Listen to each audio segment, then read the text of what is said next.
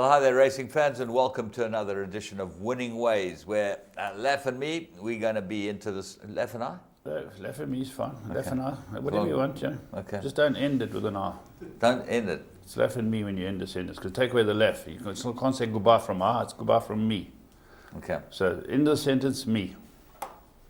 You got it? No, I think you're still tired from your sojourn down to the colder climes. It was a sojourn, I can tell you. Is that right? It was a sojourn, yeah. I spent more time in the new turf float than most of the horses do. Is that right? Yeah, travelling from the golf course to go and watch a rugby. You guys went in a float? In the back of the float. I sent a picture to Raymond, but I don't think he's uploaded it. We will get it done. How was the sale? That was a lot of fun. Class, yeah. They're always well run. They know how to organise things, I suppose. Yeah, put up that photo. We've got a photo. James this is the back of the float, and I'll point out a few there. I'll tell you who I'd point out there. That's Curly Grant with the blue sleeve with his hand up. There's no doubt. There's Jan Mantell. Yeah. Who else do I recognise? Ashley Parker at the back left. He's playing left Ashley back. Parker. Yeah. She looks like Hugh Matthew from here. The Duke of Abingdon's here in the foreground. Is the Duke in there? The Earl. There's now a Duke, you say. There are two girls in there, James, to keep warm. Yeah, there were girls there, there were boys there was everyone, and they were all drunker than boys and girls. And who's the guy in the astronaut outfit on the right? Well, you know, that is Marky Bass. You know. Is that Marky Bass? Yeah. Jesus, a bit distorted, this photo. Yeah, well, it's in the back of the float, the new turf float, Okay. all the way from the Robertson golf course to Klavervlei.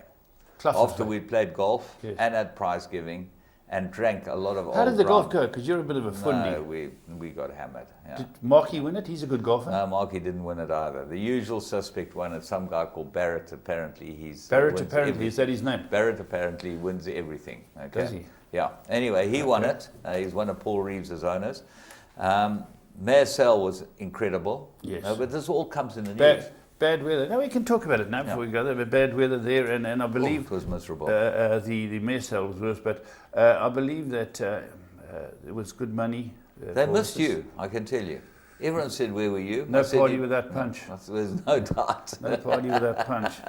I still look like a washed-out rat, but I'll be back. Well, the trouble is that they wouldn't allow you on an aeroplane because they thought that you might be some type of hissing, you know. Yeah, it could be. But I believe Ingrid bought a sculptor for charity. Oh, it was beautiful. Beautiful, yeah, wonderful gesture. Yeah, it was really, really beautiful. Look, it was some type of weekend, and if you ever get invited to the Klavervlei farm sale, I think it's well worth a turn. I don't know if I'll be allowed back because I apparently didn't behave very well. Did you misbehave? Red wine and cigars? I drank a bottle of port and a bottle of brown sherry in the back of the new turf float. Any port in a storm. Yeah. That's your answer.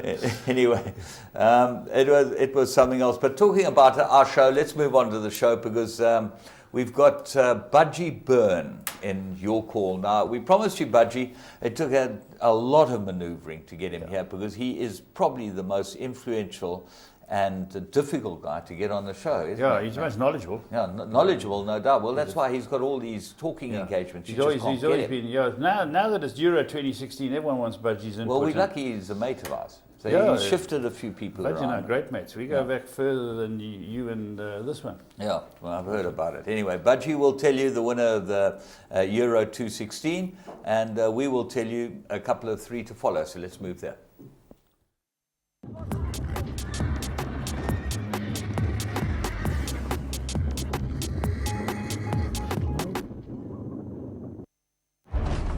And they are off in the Travers. Flower Alley is the winner. His dad, distorted humor, he's probably one of his best sons at stud. I'll have another. Wins the Derby. I'll have another in the Preakness. Lilacs and Lace, 48-1 upset. He's just a big, strong, leggy horse.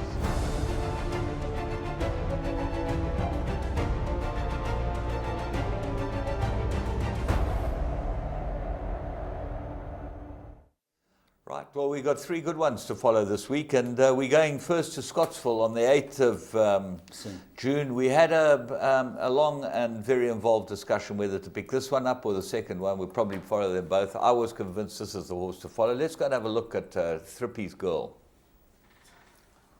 Here we go. This runs a very good race, runs into third. And it's for Glenn Cotson. Stewie Randolph rides it. Everybody, I think, had gone for Vine Street Star. This was the US horse with Arthur Marcus on. It was a hot favourite, 11 to 20. And it gets pressed all the way by Lucky Bob and Trippy's Girl. Well, you watch Trippy's Girl, 2 off the right-hand side in the reddish sleeves with the yellow pom-pom on its head. Is that Hatting's colours? Yeah, it's Hugo Hatting's colours. Yeah. Very nice man. He was down there at Claverflay. And here she's under a bit of pressure. The winner is on her inside. Yes. And the horse in the other Easter colours is right down the middle. I thought this ran a cracking good race. I thought that she never really got in the race, and she went to go between them. And never really got a clear run between them. Here she looks like, well, where's she going to go? Yeah, she finds late. She certainly does. She's going to run fourth and suddenly third. But Arthur seemed to great advantage to get up and beat the runner-up from the same stable. And as James said, the second and third certainly shouldn't be too long in the maidens. All right, and we're going to stick with the Easter colours, and we're going to go to the maiden fillies and mares on the same day. They went 1,200 metres this time, and we picked up the second filly, Warm Night Alice. She had a big reputation this filly. Yeah, came into town for Jeffrey Woodruff, and he's a very good trainer. He picks these spots, and a lot of people thought Arthur Marcus for the Eusters, and just beaten slightly for speed early on. And there's a few of them out there, including my horse Zara, but gets beaten by a horse called Roy's Zaire. Now, Roy Moodley's having a good few winners lately, stepping out a few. And I really thought that if Warm Night Alice was the right horse, it would win. But it couldn't beat Roy Moodley's horse here, who runs a very good race. That's Roy Zaire. But this is a sparkling debut. Very good debut. She's purely beaten by the horse that had the run or two under the belt. She's by Walmart Knight. He's doing pretty well. Claverflay bred. The last one was Bruce LaRue bred, funny enough, the good Trippy. breeder. And just to mention him. And you really believe that this filly with a run under the belt will not get beaten next time. Yeah, Certainly over, sprint trip. Yeah, it runs a very good race. It comes up, tries to get there, but as we said, Roy's Zaire, once there was a battle there, that is too quick for them. Warren Kennedy punches it out. And this is a sparkling debut. It's closing hand over fist late in the race. Remember the name? Roy Zaire. No, the Warm Night Alice. I thought it was the Rumble in the Jungle. But we're moving on to Turfentine, and we're going to go and have a look at Sunday, the maiden juvenile plate. They went 1,000 metres, and our man Lawrence Werner's had quite a number of horses in his colours here. We'll pick up the one they backed. They backed us from 9 to 1 to 5 to 2. Randall Simons, Johan Janssen van Rensburg. Yeah, this is a var called Varachtig, which is a scarf word of some sort. But this is very quick. It gets rolling, and I saw those money flows, and I watched the race. Now, the horse who beats it is a horse called Rebel's Diamond, who goes up to the front, and going very quickly in the pink with the yellow hat. The Varachtig leading the centre of the track, if you can call it that. And I thought this is going to quicken. I thought the leader would start staggering like Steve Moffat. And this horse Varachtig. Steve Moffat in the back of the flow. Anyway, Rebel's Diamond had about 5 or 6 starts, and they put the blinkers on, and that made the difference because it just bowled along. And in the middle of winter in Johannesburg, hard to make up the ground. Yeah. And tries hard. Funny enough, James, there's another horse called Anna Pavlova who's debuting that really eats up the turf as well. Runs a very good race as well. Because Levi Lady looked to be the horse they all had to beat initially, but I liked the debut of Varachtig, and I think there goes Anna Pavlova up the inside of them. Yes, runs a very good race. There are a couple of these horses that look like they're going to come out and win a race pretty soon, and that's what we're trying to give you, trying to pick these horses up. Varachtig is out of Smangaliso. Do you remember Smangaliso? Yes, I think it won the first Bloodline Million race, didn't it? For Michael Miller. That's right. Yeah. For the green colours. Was a Cahal filly. The Baron and Baroness Bergsma of Longford. Yeah. That's right. Absolutely. Correct. So that was how you used to have a Longford once, remember, in your early car days? Very, very long ago. There was an elegant line stud bred. You know, that's the Sorrows. The Sorrows. I don't know. Elegant Line stud. Yeah. Well, they new? Yeah, no, they've been around for a bit, and they bred this Var filly, Varachtig. Well done to them. So, that was pretty good. We're going to move on. We've got the Post Merchants coming up this week. So we're going to have a rerun from the Post Merchants from a bit of a way back. Falling Rain pulling clear. Soft Falling Rain's won the SA Nursery by 3. Racing in the 2,000 guineas. Gates fly and they're racing in the Godolphin Mile. They're off and racing. Weight didn't matter. Class tells. Soft Falling Rain, much too good. Soft Falling Rain, an impressive guineas winner. Soft Falling Rain is drawing clear. He's made it 7 out of 7 by winning here today. But it's Soft Falling Rain who is powering away. We'll see out the mile in style. A high-class performer wins the Nay of Joel Stakes.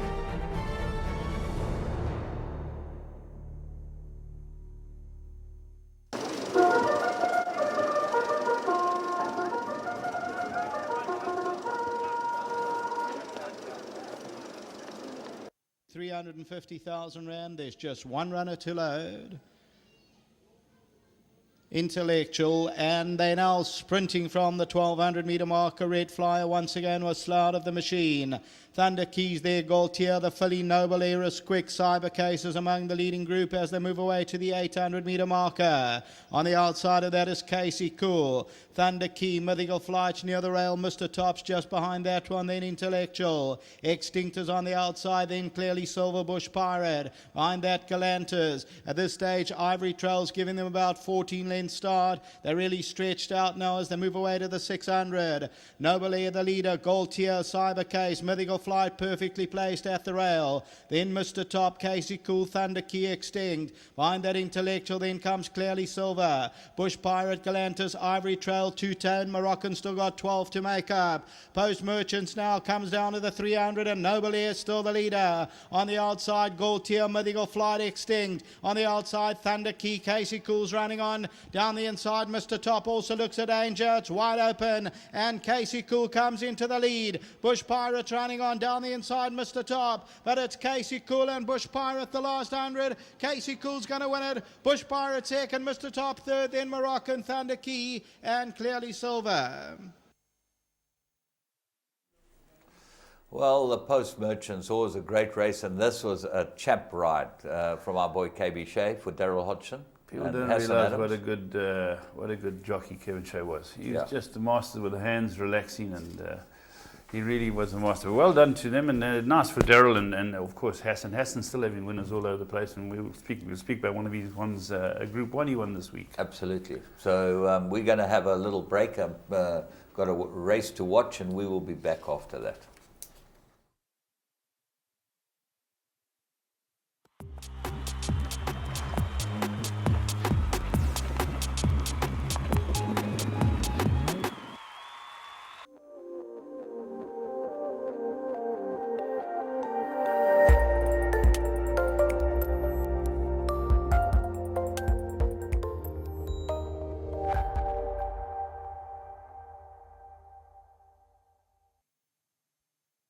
Then Beat the Retreat and Lineker. Now Heartland's the leader as they get to the 200 metre marker. On the outside, Budapest 1914 and Purple Mountain. Heartland still leads it. Budapest is trying to put on the pressure. Coming to the last 100 though, and it's Heartland. And Heartland's going to take some catching. In fact, won't get caught. Heartland has won it. The second place will go to Beat the Retreat, then Budapest and 1914.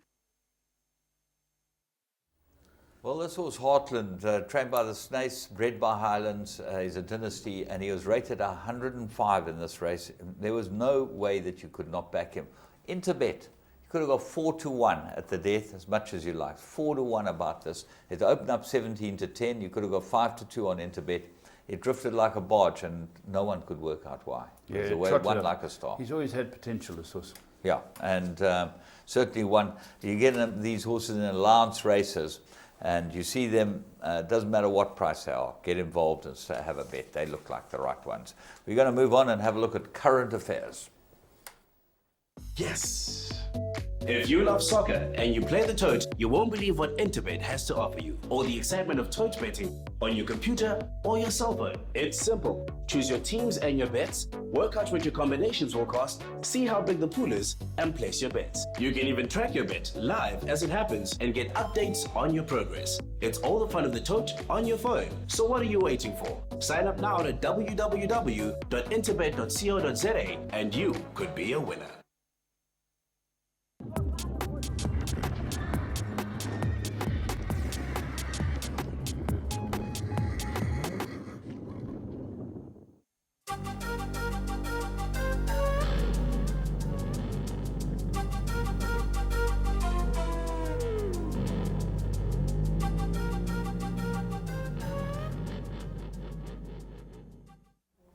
Right, welcome to another edition of Current Affairs. We had some good stakes racing, one up in Joburg and 3 down here at Greyville's right in the middle of our season. And the race up in the Highveld is a pointer towards that Vodacom Durban July, as are most of these races we're going through. James, some good racing. Oh, absolutely. This is where you start getting the whole picture. And I think this weekend gave you a pretty good picture.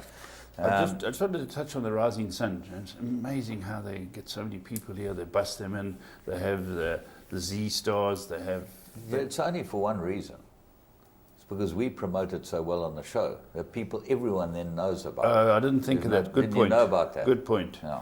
Well, you see, when you know these things. Yeah, when you know these things, you know these things. But let's get straight into it. The Grade 2 race, and success here for Brett Crawford and Pierre Cornet-Orfer with their horse Alexis, who has a very good record at Greyville, James. Very good.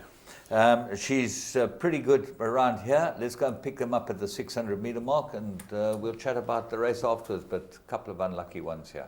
Fine, Sensible Lover, then Silver Class, Cuvée Brute, Silver Mountains coming around them, and at the back is Eventual Angel, Cosmic Light, and Alma makes an early move to hit the front at the top of the lane. Down the inside, Little Black Number, Inara, Silver Mountains in the yellow, starting to make progress. Down the inside, Bichette, Inara's come under pressure, and Silver Mountain, here comes Silver Mountain exploding into action. Silver Mountain and Inara over the last 100. Alexis takes off late. Silver Mountain, Alexis, oh, very close. Alexis or Silver Mountain, then Sensible Lover.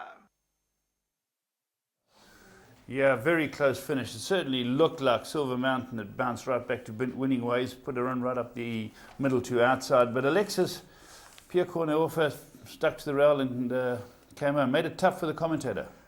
Absolutely. Alexis, course and distance, perfect, in great form. Silver Mountain blotted her copybook somewhat last time, but came back to her best here because she did race wide. I thought she was very unlucky from draw 2 to end up where she did end up. That didn't help. Unfortunately, we didn't see from the start why she ended up there. But it was rumoured that the course was better in the middle towards the outside, but Alexis went and ran right up the inside fence. They were going all over the place. Didn't make any difference at all. But just Alexis, we know about her. She's Connemara bred her, Connemara stud, Dynasty, out of a parade leader mare, and Lance Sherrill and his mother. Just we were touching on this a few weeks ago, James, of how the Dynasty fillies hadn't done anywhere near as well as the Dynasty Colts, and along comes this and Bella and Great Stallion. Yeah, they were Beach Beauty. Was she no good? Yeah, no, but I'm saying go look at the Colts. Oh, the Colts, they're at stud and everything. They're just fantastic, and they always thought that maybe Silvano and Dynasty's fillies weren't as good, but I think they're putting all that to bed.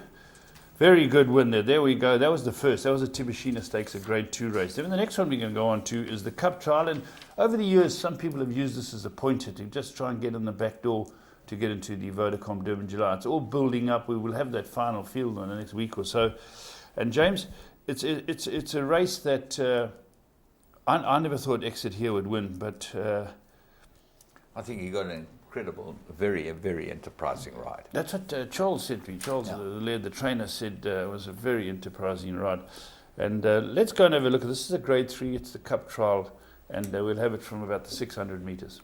Dynamic with the white noseband, just waits at the rail, 4 lengths to make up. The conglomerate between the two of them. On the outside, Deputy Judd. Down the inside, Big Cat. Saratoga Dancer towards the outside. Top of the lane, they come, and Exit here is the leader. Gold Onyx moves in, and towards the outside, the conglomerate. Saratoga Dancer, half the deficit. Dynamic on the inside. Master's Eyes also getting to the race, so is It Is Written. Coming to the last 200, Exit here finds more. The conglomerate, Dynamic on the inside. Dynamic and Exit here, it gets close. Exit here won it. Dynamic second, the conglomerate third, Photo for fourth. Yeah, there's Waishong Main. What a great rider. And well done to Charlie. He had a very good day with, I think, 3 winners on the day. And this, I think, is Alesh and Marcus Jooster. Yeah, this horse is, he's as gutsy a horse as there is. Because as they turned for home, Washington's at him. But what he did, what he was so clever about was that he kept stretching them. So he didn't give them a chance to run at him. And Dynamic always seems to get beaten. He's just, if you look at his record, I think, he's had 412 days since his last win. So that's quite some time, and he just seems to get there, and that's Dynamic. A decent horse. And the conglomerate looked a little unlucky. A bit of argy-bargy between Saratoga Dancer, and the result was reversed. Yeah, it seemed like a day of objections, which we'll There were talk two about. on the day, there were two, But exit here, bred by our mates at Mouton's Hook. Those boys, the Lulus from Mouton's Hook. Well done to I saw Benny. Benny the Dancer, Benny the Flash Dancer. Benny the Flash Dancer there. Was Chris there, no? No, he looked like, no, Chris wasn't there. No. Okay, well done to them. But then that's the Cup trial, so a few blotted their copybooks and a few enhanced their chances. Right, let's go on to Grade 1. The Grade 1 racing is outstanding. And this race had to be decided in the boardroom. We'll tell you that up front, so if those of you who haven't seen it can make up your own minds. But we will, I believe we might have a head-on to show the public. It will be very interesting to watch your head-on. Yeah. Let's go and have a look at the race, and we can talk about it afterwards. Gold Challenge, Grade 1, weight for age, 1 million rand at stake. We're ready. Runners dispatch from the 1600 meter marker. An ice machine is at the back of the field early on with Trip to Heaven. First one out of the gates though, Prospect Strike is the early leader. New Predators at the rail, second is Captain Older with the noseband, now moves up to second. Triptych's near the rail, then Mactalago, Besanova. French Navy gives them about 7 lengths start, a length and a half in front of Ice Machine, and Trip to Heaven trails. They move to the 1,000 meter area and Prospect Strike is in front. Captain Older, the red cap, New Predators at the rail, then Triptych and Mactalago. Further back is French Navy being stalked by Ice Machine, then Besanova, and at the back Trip to Heaven about 8 lengths off the lead. They move to the 700 in Rising Sun Gold Challenge, and it's Prospect Strike that leads it. Prospect Strike, Captain Aldo, New Predators third, Mactalago's fourth, then Triptych. French Navy, Trip to Heaven's on the move around horses, then Ice Machine and Besanova. Top of the lane and Prospect Strikes the leader. New Predator goes in for a run. Towards the outside, Captain Aldo, Mactalago, Trip to Heaven. French Navy's got a wall to climb, so has Ice Machine. Coming to the 300 meter marker though, and Trip to Heaven's the one. Mactalago's on the inside, then on the inside, Captain Aldo, Trip to Heaven and Mactalago. French Navy runs on, but it's Trip to Heaven and Mactalago. They went over the line as one, won't split them, then French Navy. Well, there we go, and as we said earlier, there was an objection between the top two, a very gutsy fight back by Mactalago, who was given the race afterwards, and Trip to Heaven, Spirit of Thought, came from behind them, walked past them, and seemed to have lugged in. But we have got the head on, James. Yeah, ended up losing it in the boardroom. But he did come from way behind Mactalago. Yeah. But, swings and roundabouts, Yeah, I think because it was a short head. I still, will be my first time having looked at it now. I look at the head on. I haven't studied the head on. It was only a short head, but there was great ride by Stratham to get the horse to come back.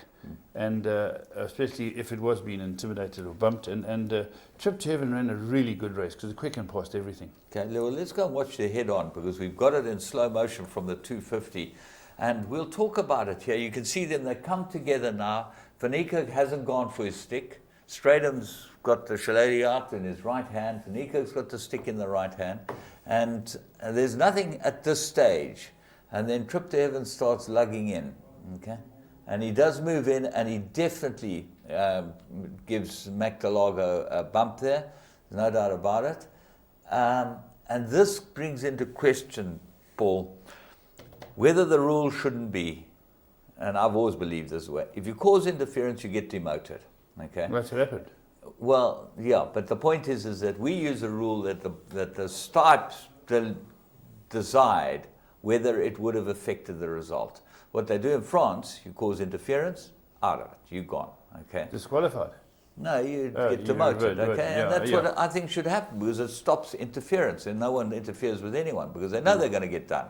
You know, it's not a matter of, well, maybe we won't, but no, what interests me here is, and this is going to be a bit contentious, what I'm going to say, Striker is the champion at moving on to other horses. Yeah. You know, that's his long suit. Mace used to do it. Mace is a different class at it. And that intimidates other horses without getting them, you don't even have to touch them. Yeah. But if a horse is behind you and you're half a length in front and you just move on to him without touching him, he's not going to run past you. So, very interesting. You know, tough for Sean Terry, but sort of Waiho lost the Vodacom Durban July in the boardroom, and he's got one back here. I thought great run by French Navy over this trip, James. A great run. Absolutely. Go and watch the replay, watch the head on. When you analyse it, French Navy, he's shortened in the betting, and so he should too. And we've preached him for weeks now that I think he's the right horse in the race. And he still looks to me to be the horse that I want to be with. So was Hassan Adams beating the Fanico horses. And in behind him, New Predator, not bad. Yeah. That's for Lawrence Werner, isn't it? Yeah. He's looking for that first Group 1, I believe. He hasn't had a Group 1 yet. He did plenty of seconds in Group 1s. Yeah. And he's had Group 2s and Group 3s. Yeah. So he's... his turn will come. Yeah, it looks like we're going to have to take a break now. Is that right? That's about right. We've got 15 minutes already? Yeah. Okay, well, let's take a break.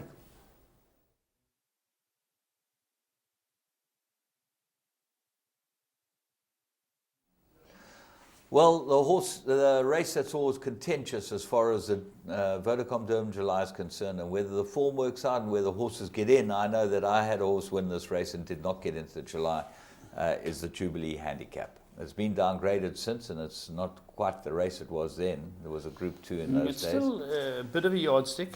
Yeah. Because this year, things were marred, if I can use the word marred, by Dear Juventi, being pulled out of the race in the final furlong or two, and not having run for 5 months.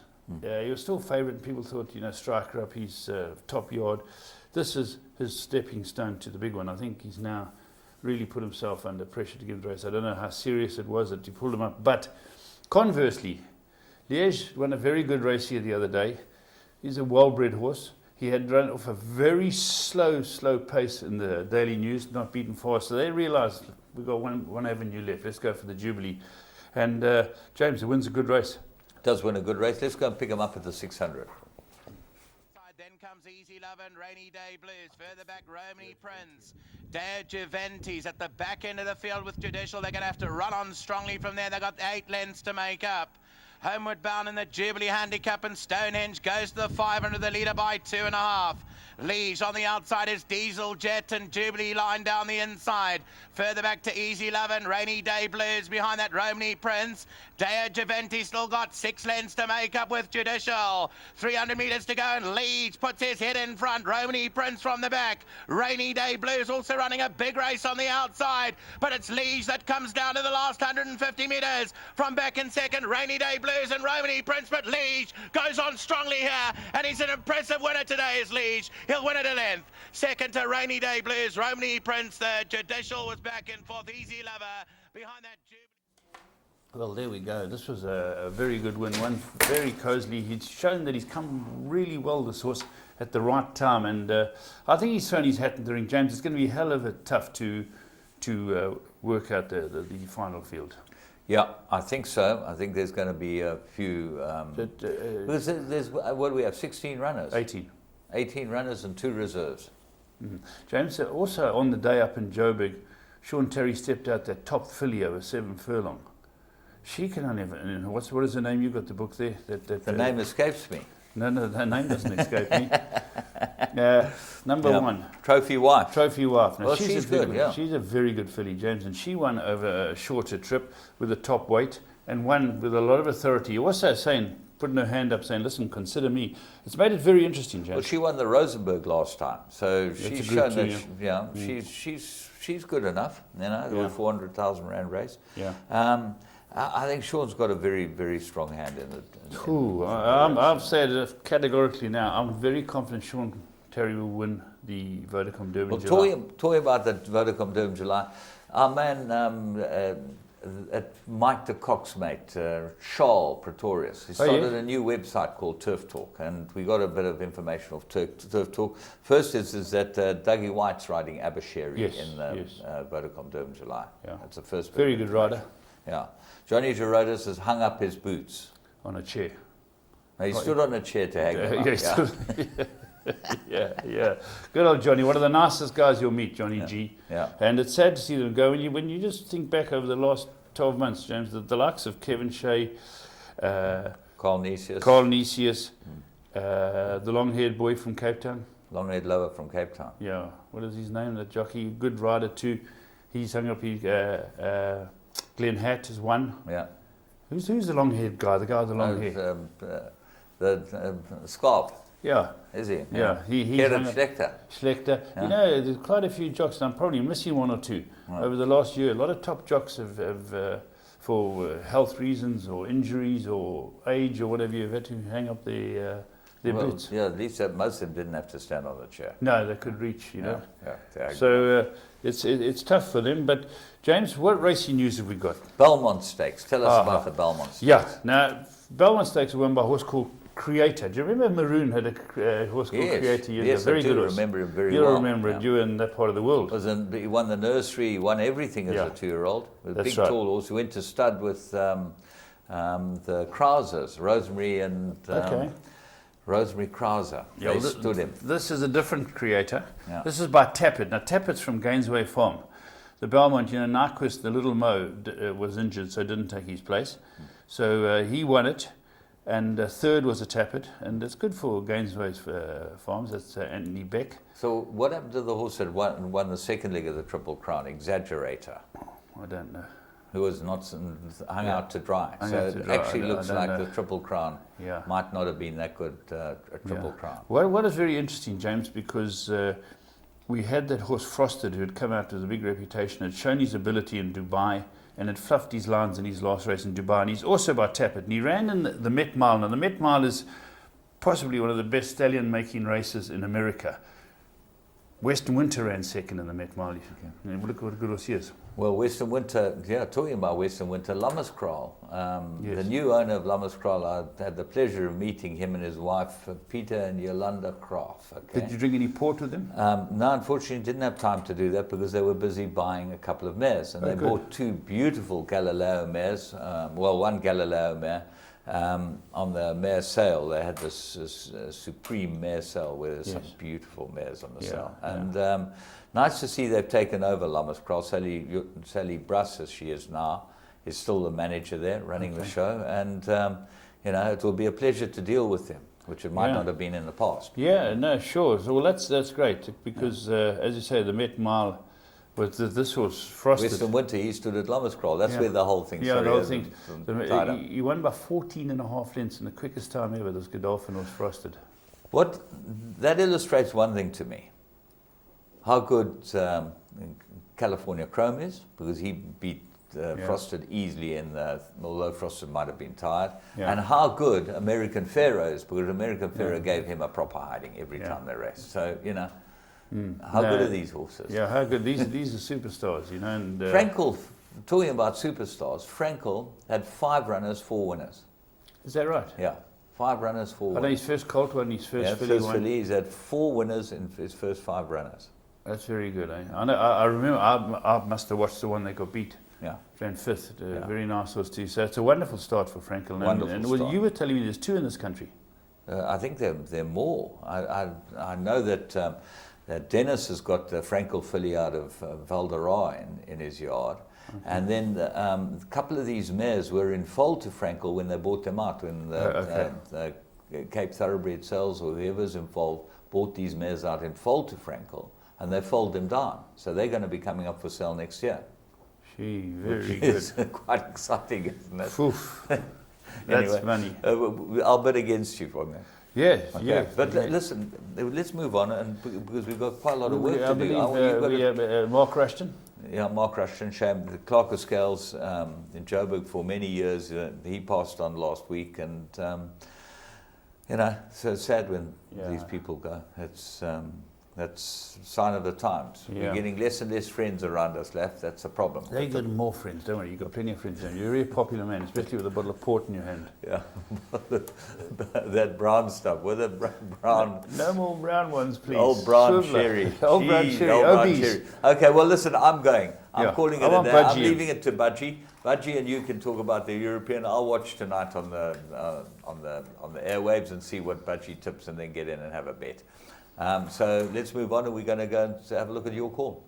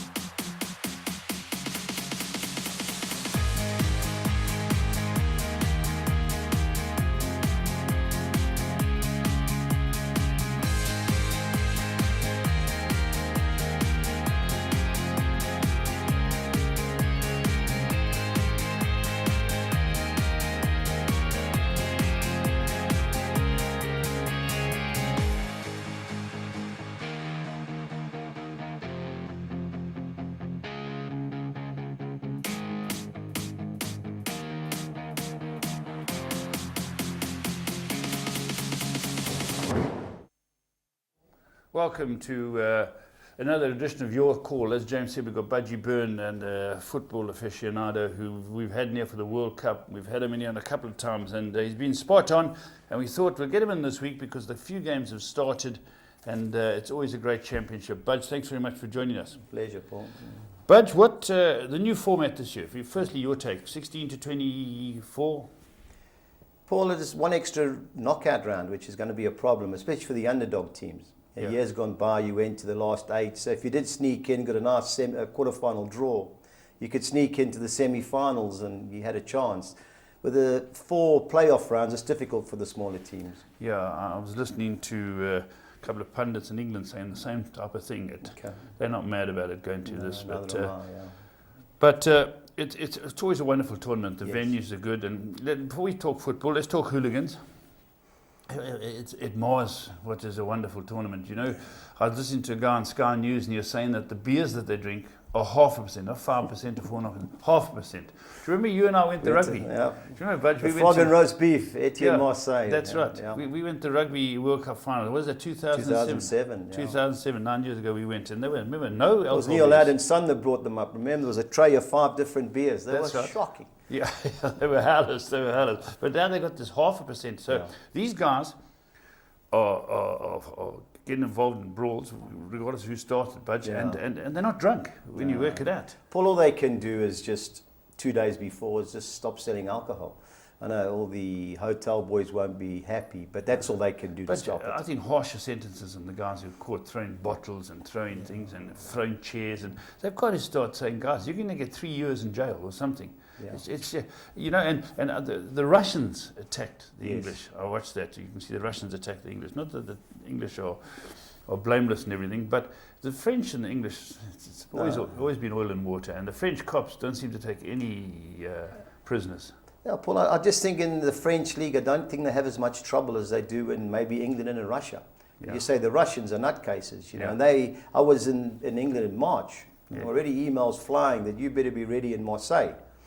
Now, we're coming in mass, we're organising, we're looking for English supporters. And that was in March. So everybody knew. A guy takes his son, an elderly guy takes his son as president. The next thing he gets a chair on his head. Yeah, it's wrong. All they can do is ban the nations. That's all they can do. Yeah, they've got to come down hard on it because it doesn't seem to get any better. But let's talk football now. But we've seen the early games. I'm going to work through group by group, if you don't mind, and get your opinion. And we'll start with Group A. And France started off the tournament. A fabulous win and a fabulous winning goal. Oh, superb. What was interesting about France is their manager Didier Deschamps was a captain when they won the World Cup in '98. Now their 2 main players they built the team around is Paul Pogba and Griezmann, the guy from Atletico Madrid. Good player. But what happened when it was 1-1, Romania came into it. He made 2 changes. Yeah. he took Griezmann off and put Kingsley Coman, the Bayern Munich winger, and then he took Pogba off, and he couldn't believe it, and they put the United guy Martial on, and they played Payet just behind Giroud, and the whole game changed. Yeah. So that was a brave decision, and that's what I like about him. He's not scared to drop the big-time players. Yeah, and you know, they won't throw their toys like our friend in the South American throwing his toys because he didn't get a run. But now, France, I think, will go through. Well, I think they'll get to the quarterfinals. The problem I see with France is, you know, Pogba and Bakary Sagna, they're 35 and 33. Is Pogba that old, eh? No, sorry, Evra. Evra's 35 and Sagna's 33. Now, those are your two fullbacks. Yeah. So you're not, you know, if you come under pressure, you are going to come under pressure with those guys. Koscielny at Arsenal, good player, but at the highest level, I've got my doubts. And the other guy, Adil Rama, played well. He's from Marseille, so they're back for come the big games. I think is going to get exposed. Yeah, but going forward they're stacked. They're stacked. Yeah. And Benzema didn't come, eh? Because no, he's suspended. He's suspended. He's a good player too in his day. Top player.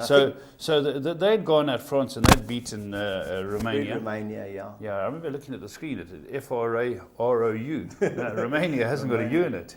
But it's Romania or something, the French, Afrique du Sud or whatever it is. But now, I think France's group's easy. It should be. I watched Albania play Switzerland. It's the worst game there's been. You know, I think there were 10 Swiss-born players playing for Albania. There were brothers playing against each other. Yeah, and it was a terrible game. Yeah. Now, Budge, we're going to have to go for a break. We've got our sponsors to think about, and there's a race coming up. Here we are, and this is the successful Magic Millions graduates. Make It Rain. This is a very nice horse, and by a new approach, it won very, very well. There we go. That's our successful graduate. Right, but let's get back into it. So I'm pretty confident France is going to go through. Who do you think will go through with him? I liked the look of Romania. So I thought they played well. They're well organised. They don't give them much away. Switzerland at the back looked terrible. Yeah, there were a couple of fishermen goalies over there. Did you see, was it Romania, France? When the first goal that Giroud scored. I don't know what he was looking at. But, and then the same thing happened in the next game. In the next game with Albania. Yeah. I don't know where he was going. Where were these fishermen they got in goals coming from, come fishing and nothing to come. So Bacho, okay, I'm going to say work through groups. France, Romania, I'm inclined to agree with you. Yeah, and now, I think Switzerland will go through as a third best team. Do you? I think if you get 3 or 4 points, you're almost guaranteed a third placed position. And they've got 3 already. They've got 3 already. I think everybody will beat Albania, so that's 3. Yeah. So yeah, those 3 could go through. If the other game ends in a just to draw. let the public know that with these 24 teams, they go 6 groups of 2 go through. It's 12, and the next best 4 who finish third. So that gives you the 16 teams, which is what, quarters, semis. No, last 16, then last quarters. 16 quarters. Okay. Now, Butch, okay, we agree there. Now, interesting Group B. They play on Thursday. England play against Wales. Yeah. You know, Wales are like Portugal and to a lesser degree Poland, one-man teams, they call them. I thought England played well, especially first half, and then they let the other team back in. I'm pleased to see they started with 5 Spurs boys, being a devout Spurs man. What do you think of the English team? I just think it lacks variety. Yeah. You know, there's players there. I don't believe he's going to play 6 or 7 of those players. You know, when you have a look... Who do you think won't get around? Come the crunch. You know, you had a look at... That was his starting team. That's his so-called best team that played out there. Now you've got to make a change. I don't know what Sterling's doing in the team. He's been shocking for a year. He hasn't had a good run. He's not a form player. But if they play Rooney further forward, and he loves Wilshere... I think Wilshere started 1 game in the league for Arsenal this year. Yeah. So he'll play Wilshere and Dyer, your guy. Yeah. I'm not a lover of Lallana, but he did play well the other day. Yeah, he did. And would you play Vardy instead of the Man City? Definitely. Yeah. But you know, the key is, where do you play Rooney? Somewhere. Got to play him somewhere. You know, to me, I think he's missed a trick not taking Danny Drinkwater. You know, England haven't got a central midfield player. Dyer's a centre half who's done a great job. Yeah. But you could see when they scored, they had a think tank. Don't ask me what. They were all like hugging each other after the goal, and they stood saying, well, who are we going to bring on? Yeah. And they bring on Wilshere for Rooney. Now, I know Rooney was tired, but, you know, you need another anchor midfield player, and England haven't got it. Yeah, so you can't see them going all the way? I can see them maybe reaching the semi-final. If they win the group, I think they'll win the group.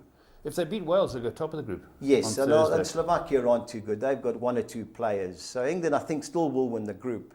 If they get through there, they'll play one of the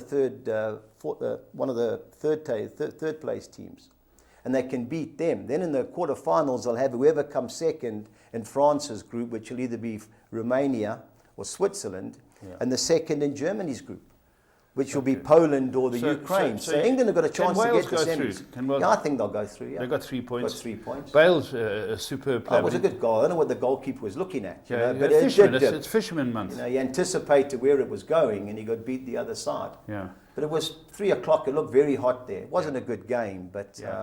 So we're going to go with England, Wales, and possibly Russia. Yeah, definitely Russia. I think Russia will finish above Wales too. Okay. And then Group C, Budge, we're going to Group C now. Yeah, the Germans looked good last night. Good team. They've got Manuel Neuer at the back, and they came under pressure. Who's that, the goalie? The goalkeeper. Yeah, that team could have scored 2 or 3 goals, but with him and goal, Paul, they solid as usual at the back. Very organised, eh? I just worry about the defence.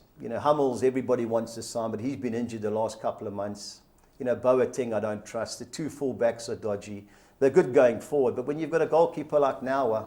Comes to everything, strong. And they'll get to the last 8. That's when it hots up for the Germans. Yeah. So a good side overall?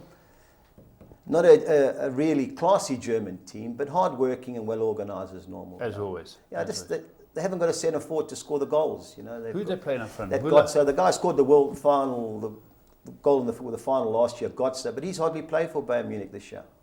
And the other guy, Mario Gomez, he's been playing at Besiktas in Turkey. So the out-and-out number 9 they've had, who's the boy who plays? Well, they had Miroslav Klose. He's gone. He's gone. But is there a Müller or someone? Well, Tomo, he's played, but they're playing him on the right of the midfield, and that doesn't suit him. So they'll definitely be a threat. You've got to beat the Germans as normal. Now, I watched Northern Ireland because there's the great Lafferty playing there. Right. Carl Lafferty, out-and-out striker. Just throws himself back. Up and unders. Yeah, up and unders. Poor that's team. His game. Yeah, poor team. They just. I back Poland. That's one of the few bets I've taken. Poland have got a couple of very good players up front. Some strong boys at the back. They could go through. Then Ukraine. They played well against the Germans. They ran out of steam towards the last, but when you can expect that, because the Germans start always on fire. Yeah. I was impressed with the Ukraine. I think they're a lurker team in this tournament to get to maybe the last 8.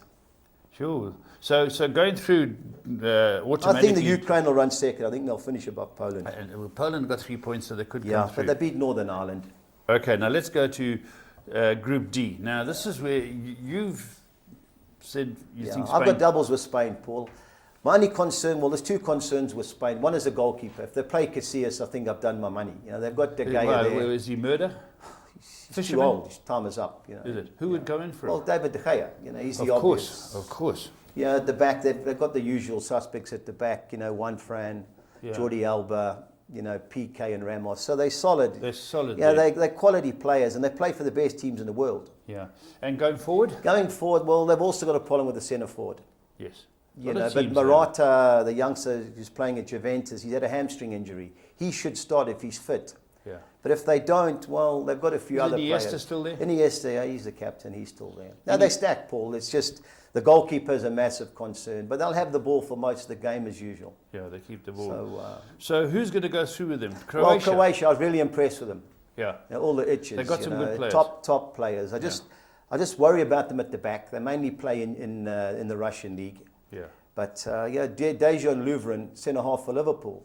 He wasn't deemed good enough to make the squad. But they were really impressive yesterday. I know Turkey were bad, but Croatia looked really good. Turkey just chased everything a bunch. They just keep trying, but Croatia had the class. Yeah, they're just a division above them. You've got Rakitic and Modric and those players. They're world-class players. Yeah, and a couple of boys up front look useful too. Yeah, Mandzukic and Perisic, they play for good teams too. Yeah, these are good teams. So they'll definitely go through. When does Spain play? Spain play 3 o'clock today. They play Czech Republic. The Czech Republic. Well, the Czechs always had a good team. Yeah. Well, Rosicky, they've got the Petr Cech in goal. No pun intended, but he's the keeper. Yeah. They're a good team, the Czechs, but I just don't know if they've got enough to beat the Spanish and Croatia. But they could be a lurker, third best team, Okay, and then a lot of people had nibbles on Belgium at 10-1. Well, you because can see the quality squad. Yeah. Going forward, I think they've got the best 7 to 8 in the league. In the tournament. Yeah. But my worry is the 2 Tottenham centre halves. Yeah. You know, Vertonghen and Alderweireld. Are they good enough to keep the better teams out? The least goals in the Premier League. Yeah, except the last couple of games. But well, that was when no, they're solid. They're 2 full-backs. Lukaku's brother may end up playing left-back. They've got Vermaelen, the ex-Arsenal player, who's never made it a Barca this season. So they're the 2 full-backs. Will it be a big fullbacks. Tournament for Hazard? Yeah, I think it's going to be a big tournament for the manager. You talk about form players, but we spoke about Sterling not being a form player, and Hazard's had a checkered year. Well, the same with Mark Wilmots, the manager of Belgium. We saw Deschamps take off Pogba and Griezmann. Yeah. If Hazard's not playing well, you know, for me, I wouldn't start him. The guy who changed the Cup final Champions League, Carrasco, youngster from Atletico Madrid, he's in their team. You can't believe how stacked this team is. They've got Witsel, Nangaland, who everybody wants in England. Yeah. They've got my boy Fellaini. They've got Moussa Dembele at Tottenham. My boy. Your boy. They've got Mertens from Napoli. Then they've got the 3 Langostins up front, Benteke, Origi from Liverpool, and Lukaku. She's a good squad. So they stacked like you cannot believe. But so they could win it, but they've got a tough draw to win it. So when you talk about the tough draw, the Italians, they play Italy. You know, Italy. When do they play Italy? Today. Today, 9 o'clock. Crucial game. Crucial game. Crucial. Yeah. A draw looks the likely outcome. Whoever runs second's almost got an impossible chance to win this tournament. Is that right? Yeah. Because I think Portugal, as mad as they are, there will be a hard game, and they'll win the group. Then they've got Portugal in the last 16. If they beat them, then you've got the Germans.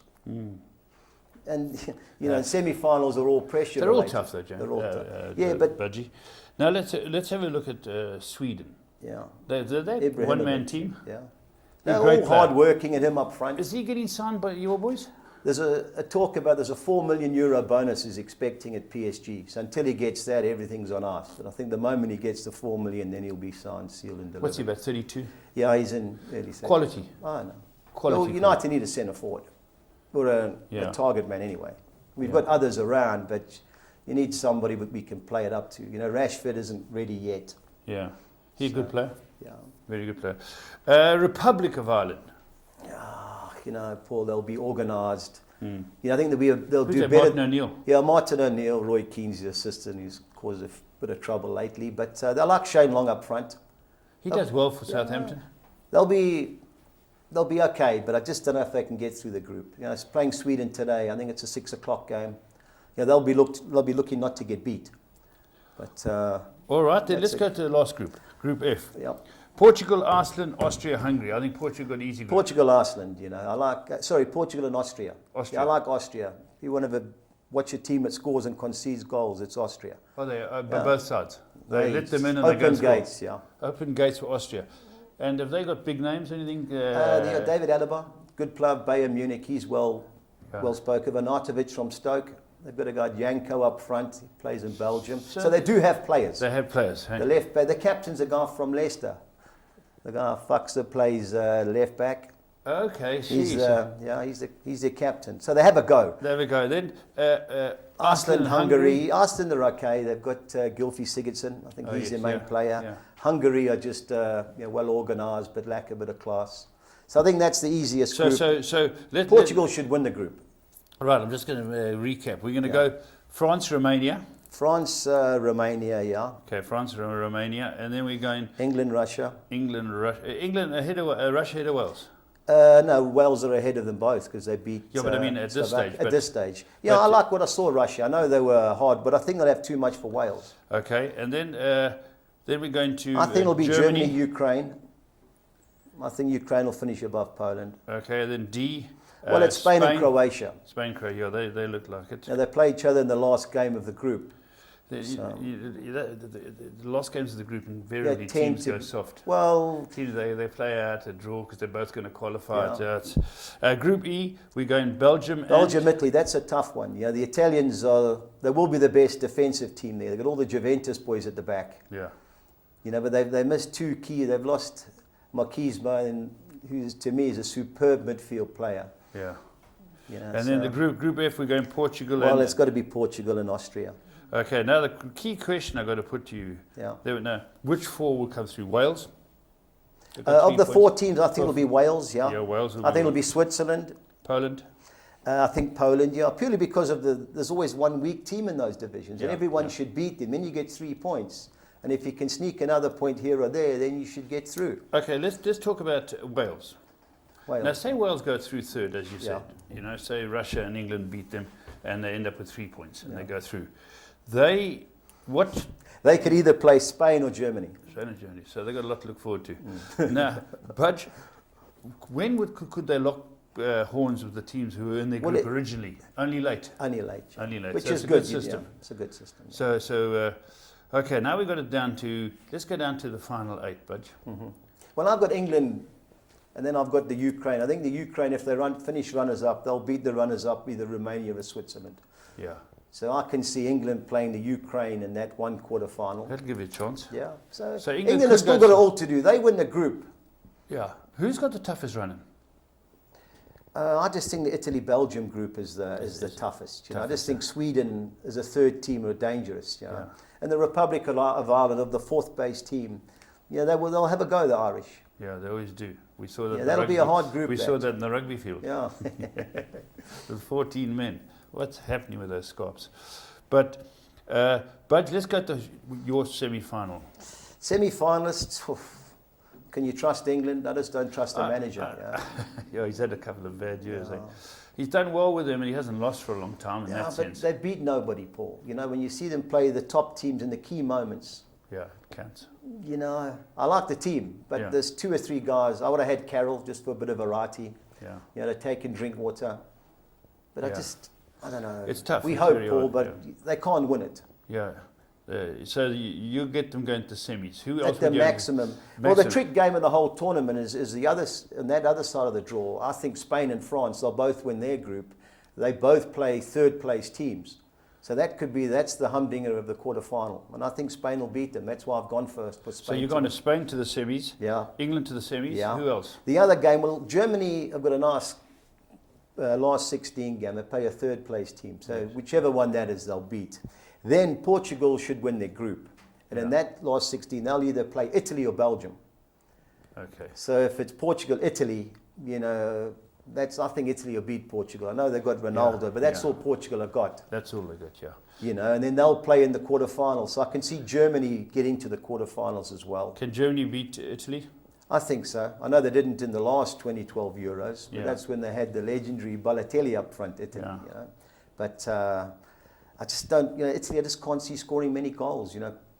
That's always been their problem. Well, that Graziano Pelle, he plays for Southampton. Yeah. You know, can you really trust him to, I like him, but can he win you the Euros? I doubt it. So we're going Spain, England. I need 2 more for the semi-finals. I think the last 16, the other will be key, Belgium or Croatia. I think one of those 2 will be the other semi-finalists. They meet in the last 16. If Croatia runs second to Spain, which I think they will do, and I think Belgium win their group, they meet in the last 16. Okay, now the other side of the coin. Any team, big team, not going to make the knockout stages? Is it possible? No, they have to. They have to because you know, the 4 third best playoffs. Yeah, so there's not going to be great there's surprises not going to be, until... you know, maybe Italy, they have the occasional nightmare. They're in a funny group.